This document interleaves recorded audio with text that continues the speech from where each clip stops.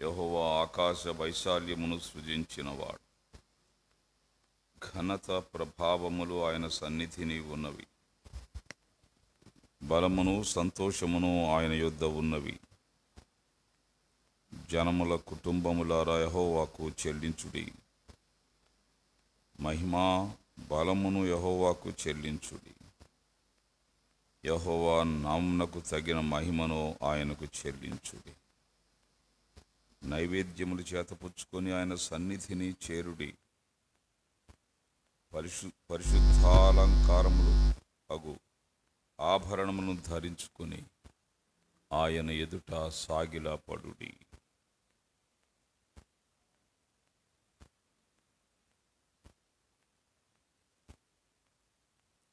మనం చదువుకునే వాక్య భాగం దినవృత్తాంతాల మొదటి గ్రంథం 16వ అధ్యాయం 25 నుండి 29 వచనాలు చదువుకున్నాం. ఈ వచనాలలో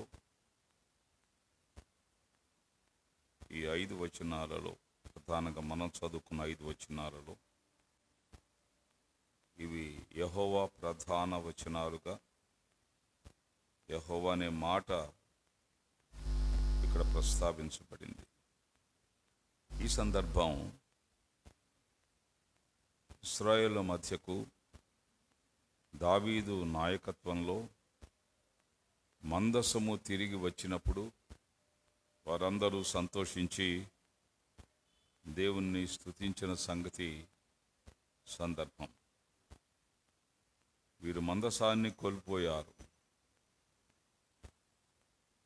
ఫిలిష్తీయులు మందసాన్ని స్వాధీనం చేసుకున్నారు. ఉజ్జా మరణించాడు. మందసాన్ని తీసుకుని వస్తున్నప్పుడు కిర్యత్యారీము నుండి మందసాన్ని తెస్తున్నప్పుడు ఉజ్జా చేయి చాపగా అతడు మరణించాడు. ఉజ్జా మరణం వారికి ఎంతో ఇబ్బందిని, భయాన్ని, బాధను కలిగించింది. ఆ తరువాత మందసాన్ని ఎక్కడ పెట్టాలో వారికి అర్థం కాక భయపడి ఓబేదెదోము ఇంటికి తీసుకుని వెళతారు. దినవృత్తాంతాల మొదటి గ్రంథం 13వ అధ్యాయం 13-14 వచనాల్లో ఆ మాటలు మనకు కనిపిస్తాయి. ఓబేదెదోము ఇంటికి మందసము వెళ్ళింది. అక్కడ నుండి ఇప్పుడు దేవుని సన్నిధికి, దేవుని మందిరానికి, దేవుడు ఏర్పాటు చేసిన స్థలానికి తీసుకొచ్చారు. దావీదు నాయకత్వంలో ఇది జరిగింది.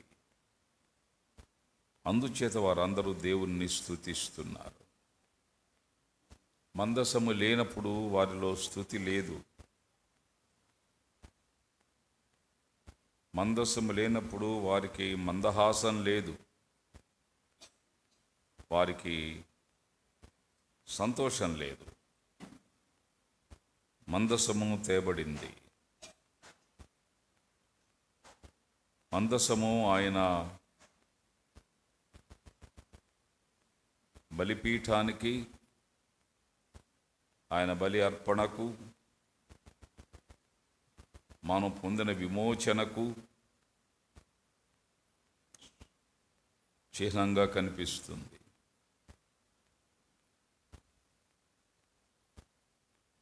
ఇరవై 25వ అధ్యాయం నిర్గమకాండంలో ప్రభువు చెప్పాడు, నీవు నా కొరకు మందిరాన్ని కట్టాలి, ఆ క్రింద వచనాల్లో మందసమును నిర్మించాలి అని చెప్పాడు. దీనిని వాళ్ళు కోల్పోయారు. కట్టుకున్నారు, అయితే కాపాడుకోలేకపోయారు. నిర్మాణం చేసుకున్నారు, వారి మధ్య వారు నిలువరించుకోలేకపోయారు. ఈ క్రమంలో చాలా సంఘటనలు చోటు చేసుకున్నాయి ఈ మధ్యలో. ఆ తరువాత దావీదు నేతృత్వంలో తిరిగి మందసం సమకూర్చబడింది. ఇది వాళ్ళ ఆనందం. ఇది వారి స్తుతి కారణం. అలాగూ వారు దేవుణ్ణి స్తుతిస్తున్నారు. ఆ స్తుతి చేసే సందర్భంలో దేవుడు యెహోవా అనే మాట ప్రధానంగా ఇక్కడ వాడబడింది. మనం ఇలా చదువుకోవచ్చు ఈ వచనాలను. 25 వచనం నుండి, యెహోవా మహాఘనత వహించినవాడు. యెహోవా అంటే ఆయన అనే మాట అంటే యెహోవా, ఆయన బహుగా స్తుతి నొందదగినవాడు. యెహోవా, ఇక్కడ కూడా ఆయన అనే మాట ఉంది కదా. యెహోవా సమస్త దేవతల కంటే పూజ్యుడు. యెహోవా ఆకాశ వైశాల్యమును సృజించినవాడు. ఆయన అనే మాట ఉంది ఇక్కడ. యెహోవా ఘనత ప్రభావములు ఆయన సన్నిధిలో ఉన్నవి. యెహోవా బలము సంతోషమును ఆయన యొద్ద ఉన్నవి. యెహోవాకు చెల్లించుడి జనముల కుటుంబములారా, యెహోవాకు చెల్లించుడి మహిమా ప్రభావములు. యెహోవా నామునకు తగిన మహిమను ఆయనకు చెల్లించుడి. నైవేద్యములు చేతపట్టుకుని ఆయన సన్నిధిని చేరుడి. పరిశుద్ధాలంకారములకు ఆభరణములను ధరించుకొని ఆయన ఎదుట సాగిలపడుడి. ప్రభుని ఆరాధించడంలో ఒక వైవిధ్యాన్ని, ఒక ప్రత్యేకతను ఇశ్రాయేలీయులకు దావీదు అలవర్చాడు. దేవుణ్ణి స్తుతించడం ఒక ప్రధాన అంశంగా వారు తీసుకున్నారు. రాజు కూడా మినహాయింపు కాదు. దేవుని ముందు రాజైనా కూలి అయినా సమాంతరమైన వ్యక్తులు అనే ఒక సామ్యవాద సూత్రాన్ని దావీదు ఇక్కడ తెస్తున్నాడు. ప్రజలందరూ ఆయన్ను స్తుతించడం, అందుచేత ఆరాధనలో ప్రధాన వ్యక్తి ఎవరంటే ప్రభువే. ప్రభు అయిన దేవుడు, ఆయన కుమారుడైన యేసుక్రీస్తు. ఆయనను మాత్రమే మనం పూజించి సేవించి ఆరాధించాలి. ఆయన మన మనసులను ఆయన స్వాధీనం చేసుకోవాలి. మన మనోస్వాధీనం దేవుని చేత జరగకపోతే మన ఆరాధన దేవుని ప్రధానంగా ఉండదు, దైవ ప్రధానంగా ఉండదు. ఎక్కడే ఉంటాం, ఎక్కడో ఆలోచన చేయడం స్వాధీనం అవ్వడం కాదు. ఇక్కడే ఉంటాం, ఏమేమో ఆలోచన చేయడం మనోస్వాధీనం కాదు. ఇక్కడే ఉంటాం, మన తలంపులు ఆయన మహిమ మీద, ఆయన ప్రభావం మీద, ఆయన మరణ పునరుత్థానాల మీద ఉండదు. అది ఆరాధించడం కాదు. ఒక విధానం ఉన్నది దేవుణ్ణి స్తుతించడానికి. అంచేతన అంటున్నాడు, యెహోవా మహాఘనత వహించినవాడు. Is honourable in all.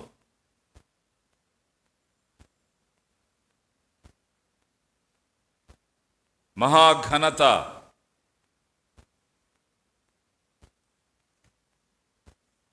యెషయా గ్రంథం 6వ అధ్యాయంలో ఆయన ఘనతను చూచి భయపడ్డారు భక్తుడు. యెషయా గ్రంథం 6వ అధ్యాయం చూడండి. రాజైన ఉజ్జియా మృతి నొందిన సంవత్సరమున అత్యున్నతమైన సింహాసనమందు ప్రభువు ఆసీనుడై ఉండగా, ఆయన అత్యున్నత సింహాసనాసీనుడు. ఆయన మహాఘనత వహించిన వాడు. ప్రభు నామాన్ని మనం హెచ్చించాలి. ఆయన ఘనతను, గొప్పతనాన్ని మనం జ్ఞాపకం చేసుకోవాలి. ఆయన ఆరాధించడంలో ఒక ప్రత్యేకత మనం కలిగి ఉండాలి. ఆయన సింహాసనం అత్యున్నతమైన సింహాసనం, అల్టిమేట్ థ్రోన్. ఆ సింహాసనాన్ని మించిన సింహాసనం లేదు. అందుచేత కీర్తనకారుడు అంటున్నాడు, యెహోవా మహాఘనత వహించినవాడు. మహాఘనత వహించినవాడు. ఆయన చొక్కాయి అంచులు దేవాలయమును నిండుకొనెను. ఆయనకు పైగా శరాపులు నిలిచి ఉండిరి. ఒక్కొక్కరికి 6 రెక్కలుండెను. ప్రతివాడు 2 రెక్కలతో తన ముఖమును, 2 తన కాళ్లను కప్పుకొనుచు 2 ఎగురుచుండెను. వారు సైన్యములకు యెహోవా పరిశుద్ధుడు పరిశుద్ధుడు పరిశుద్ధుడు, సర్వలోకము ఆయన మహిమతో నిండి ఉన్నదని గొప్ప స్వరముతో గాన ప్రతిగానములు చేయుచుండిరి. పరలోకంలో జరిగే స్తుతి క్రమం, వీళ్ళు ఆచరిస్తున్న స్తుతి ధర్మం ఇక్కడ ప్రస్తావించబడింది. అందుచేత దేవుడి ప్రధానమైన వ్యక్తిగా మన మనస్సులను స్వాధీనం చేసుకొనకుండా, ఆయన స్వాధీనం మనం కాకుండా దేవుణ్ణి ఆరాధించలేం. మన మౌనం, మన తలంపులు, మనలో ఉన్న జ్ఞాపకాలు ఆయన్ను గూర్చి, ఇవి ఆరాధన వస్తువులు, ఆరాధన ధాతువులు.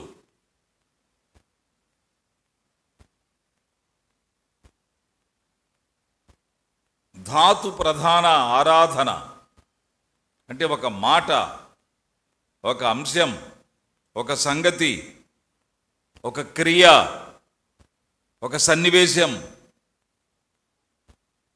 మనల్ని స్వాధీనం చేసుకున్నప్పుడు మన నుండి వచ్చేది స్తుతి ఆరాధన. అందుచేత దావీదు అంటున్నాడు, యెహోవా మహాఘనత వహించినవాడు. Is greater honourable. దేవుని ఘనత ప్రాచుర్యం జరగాలి. ఆరాధన అంటే శబ్దంతోనూ కేకలతోనూ ఉంటుందని ఒక సార్వజనీన అభిప్రాయం లోకంలో ఉంది. ఆరాధన చేసుకుందాం, అందరూ లేవండి అంటారు. ఆరాధన చేసుకుందాం, చేతులు పైకెత్తండి అంటారు. ఆరాధన చేసుకుందాం, చేతులు ఊపండి అంటారు. ఆరాధన చేసుకుందాం, చప్పట్లు కొట్టండి అంటారు. ఆరాధన చేసుకుందామని గంతులు వేస్తారు. ఇది ఒక ఎమోషన్ తెచ్చుకోవడానికి వాళ్ళు చేస్తున్న ప్రయత్నం. ఆరాధన ఎమోషన్లోంచి కాదు, ఆరాధన మన అనుభవంలో నుండి రావాలి. It's a feel. Worship is a feel. ఆరాధించడం ఒక అనుభవం.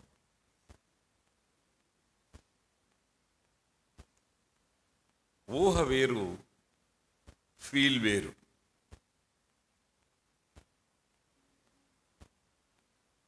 ఊహ పక్షిలాగా అలా వస్తుందంతే, వెళ్ళిపోతుంది. ఫీల్ అలా కాదు, ఆ ఊహలో మనం జీవిస్తాం.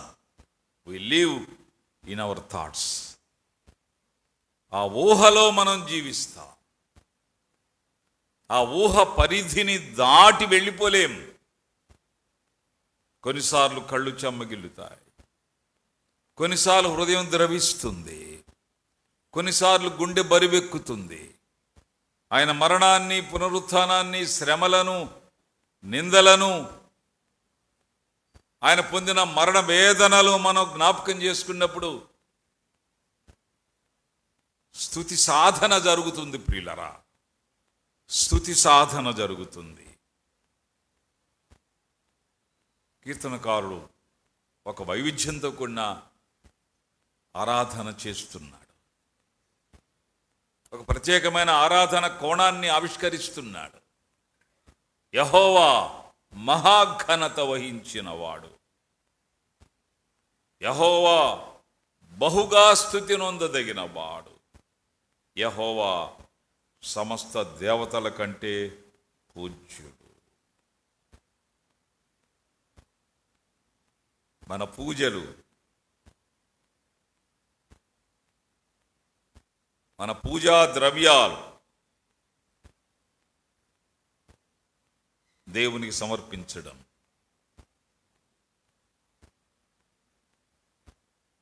పూజా వస్తువులు లోకంలో పూజకు కొన్ని ప్రత్యేకమైన వస్తువులు వాడతారు, అవి మాత్రమే పూజకు వినియోగిస్తారు. కర్పూరం అని, ఇంకా రకరకాల సాంబ్రాణి, కడ్డీలు ఇవన్నీ వేస్తారు. మన తలంపులు ఒక కర్పూరం అవుతుంది. ఆయన గురించిన జ్ఞాపకాలు సంబ్రాణి అవుతాయి. ఆయన మరణం మనకు బోళముగా ఉంటుంది. బోళము అంటే చేదు.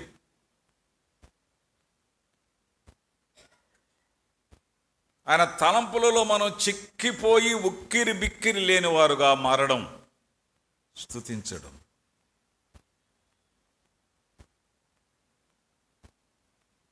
ఆరాధించడం.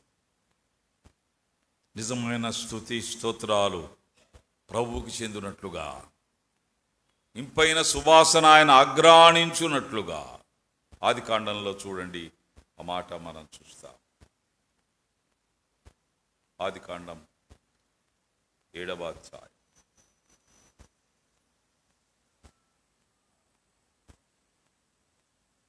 8వ అధ్యాయం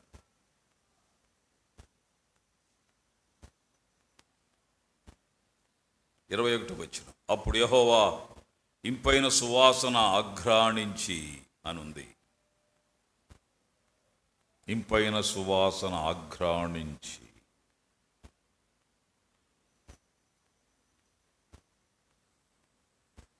ఆఘ్రాణించడం అంటే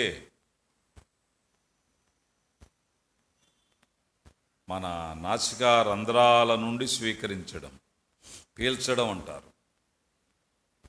పీల్చడం. ప్రభువు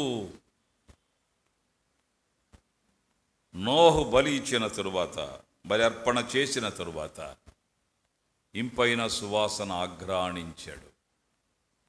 ఈ బలిలో ఇంపు ఎక్కడుందండి? రక్తం బయటకు వస్తుంది, ఆ పశువు విలవిలా కొట్టుకుంటుంది, చూడ్డానికే హృదయ విదారకంగా ఉంటుంది సన్నివేశం. ఆ రక్తాన్ని చూచి సంతోషిస్తామా? అది ఇంపైన సువాసనగా ఉంటుందా?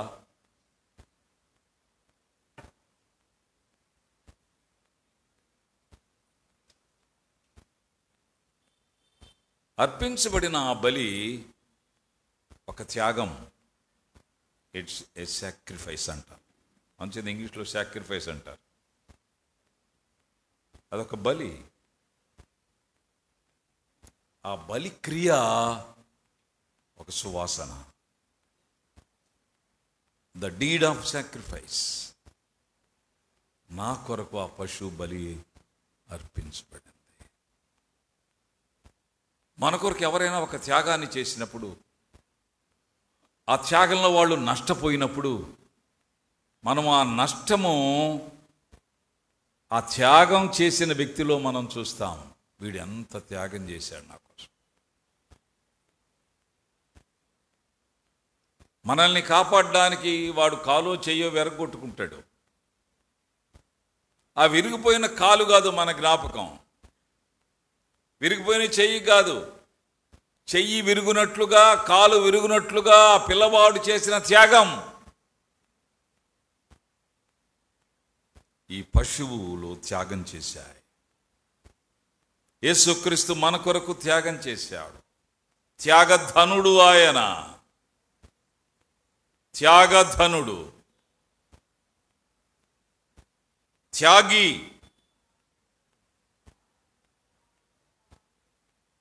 త్యాగి, త్యాగి జీసస్. ఆయన మన కొరకు వీరత్యాగం చేశాడు.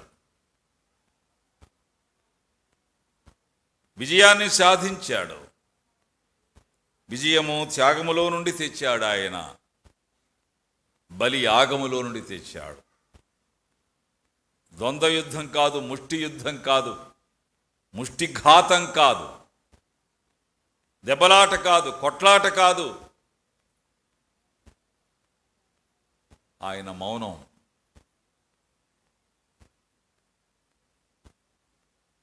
యేసుక్రీస్తు మౌనం ఒక ఆయుధశాల. యేసుక్రీస్తు మౌనం ఒక ఆయుధాగారం.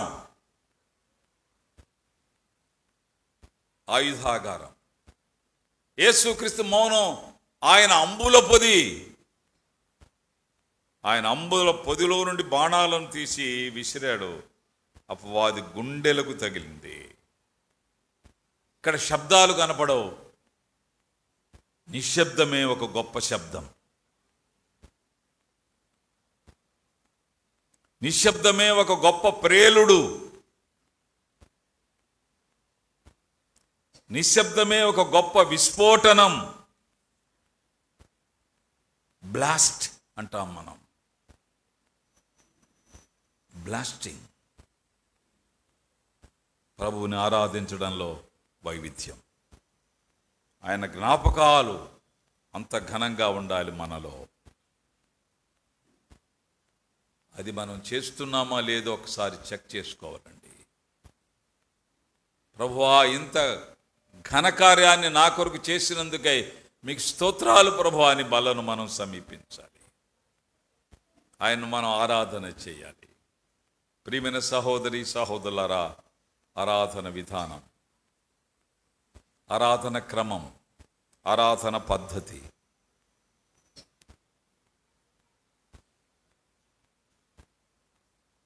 ఆరాధన మ్యాండేటరీ ఇక్కడ వ్రాయబడింది ప్రియులారా.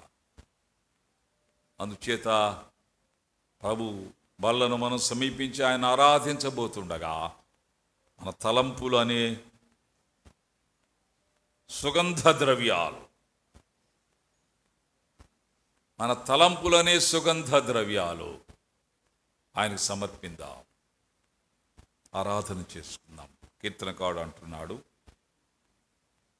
యెహోవా మహాఘనత వహించినవాడు, యెహోవా బహుగా స్తుతి నొందదగినవాడు, యెహోవా సమస్త దేవతల కంటే పూజ్యుడు, యెహోవా ఆకాశ వైశాల్యమును సృజించినవాడు, యెహోవా ఘనత ప్రభావములు ఆయన సన్నిధిని ఉన్నవి, యెహోవా బలమును సంతోషమును ఆయన వద్ద ఉన్నది.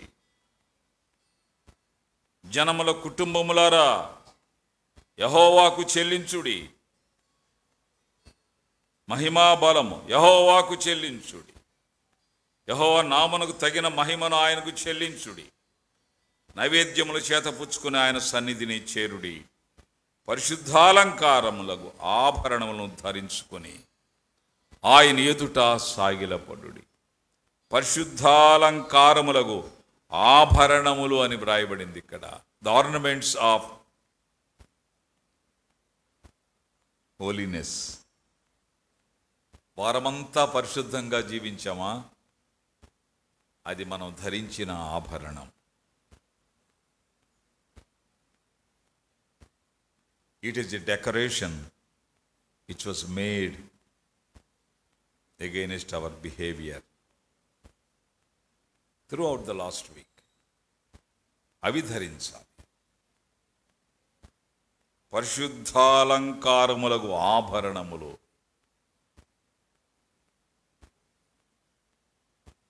It is a beautification. ఇది సుందరీకరణ.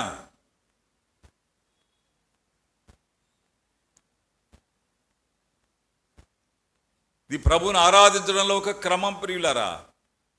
ప్రవర్తనలో ఆ ఆభరణధారులుగా మనం లేకుండా ఇష్టారాజ్యంగా జీవించి బలను సమీపించడం, అది మనకు హానికరం. అది ఒక కాని పని. అది ఒక నటన అవుతుంది. అది ఏమాత్రం మనకు దీవెనకరం కాదు. అందువల్లనే ప్రతి మనిషి తను తాను పరీక్షించుకోవాలి. అలాగు చేసి ఆ రొట్టెను ఆ ద్రాక్షారసమును తిని పానం చేయాలి. ప్రభు శరీరము వివేచింపక తిని త్రాగువాడు తను శిక్షావిధి కలుగుడికే తిని త్రాగుచున్నాడు. అందువల్ల అనేకులు మీలో రోగులను బలహీనులై ఉన్నారు, చాలామంది నిద్రించుచున్నారు. మనలను మనమే విమర్శ చేసుకునేలా తీర్పు పొందకపోదుమని లేఖనం తెలియచేస్తుంది. ప్రభుని ఆరాధించడంలో అటు దేవుడు ఇటు మనము ఇద్దరమే ఉంటాం. హోరాహోరీగా ఉంటుంది ఆరాధన, పోటాపోటీగా ఉంటుంది ఆరాధన. అటు ప్రక్క దేవుడు, ఇటు ప్రక్క మనం. అటు ప్రక్క దేవుడు ఆయన పరిశుద్ధత, అటు ప్రక్క దేవుడు ఆయన త్యాగం, అటు ప్రక్క దేవుడు అయిన యేసుక్రీస్తు ఆయన శిలువ త్యాగం, ఇటు ప్రక్క ఆయన శిలువ చేత పాపముల నుండి మనం విమోచించబడిన మన పరిశుద్ధత ప్రవర్తన. ఈ రెండు ఏకమైనప్పుడు ఫ్లాష్ వస్తుంది, మెరుపు వస్తుంది. అది స్తుతి, అది స్తోత్రాలు, అవి ఆరాధన, అవి దావీదు చెల్లిస్తున్నాడు. అలాగూ మనం దేవుని మహిమ ప్రభావాల్ని, బలాన్ని జ్ఞాపకం చేసుకుంటూ, ఆయన త్యాగాన్ని జ్ఞాపకం చేసుకుంటూ, పరిశుద్ధాలంకార ఆభరణను ధరించిన వారమై ప్రభును స్తుతిద్దాం.